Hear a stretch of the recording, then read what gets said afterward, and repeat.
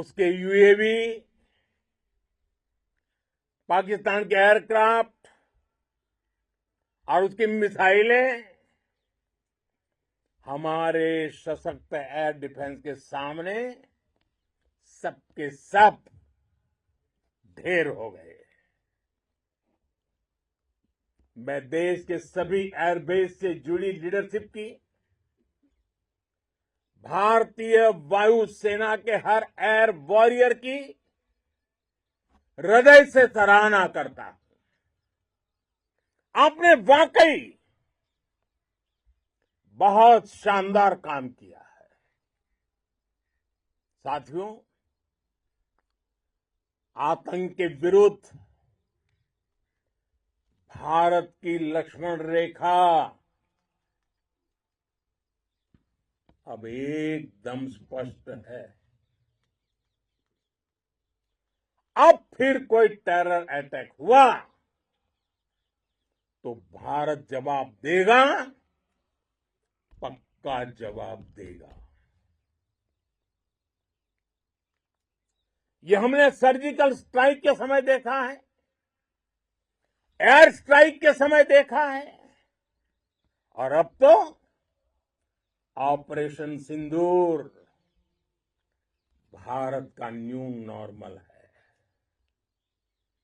और जैसा मैंने कल भी कहा, भारत ने अब 3 सूत्र तय कर दिए हैं।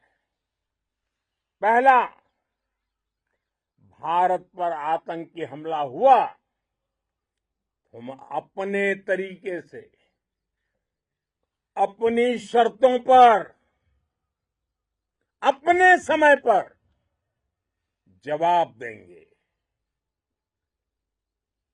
दूसरा,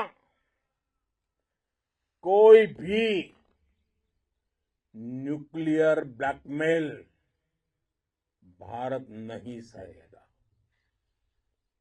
तीसरा, हम आतंक की सरपरस्त सरकार और आतंक के आकाओं को अलग अलग नहीं देखेंगे। दुनिया भी भारत के इस नए रूप को,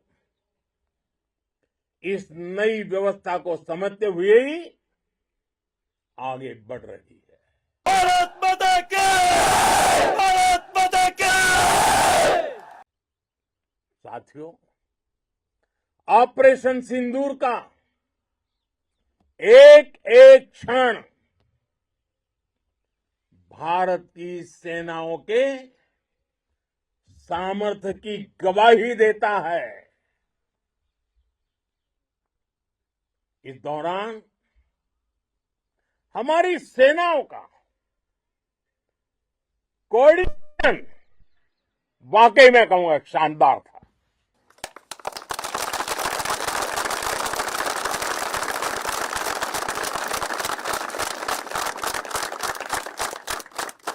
आर्मी हो, नेवी हो या एयरफोर्स, सबका तालमेल बहुत जबरदस्त था। नेवी ने समुद्र पर अपना दबदबा बनाया, सेना ने बॉर्डर पर मजबूती दी और भारतीय वायुसेना ने अटैक भी किया और डिफेंड भी किया।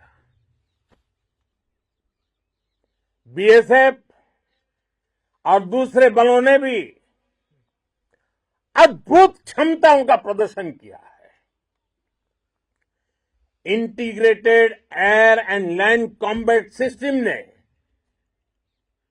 शानदार काम किया है।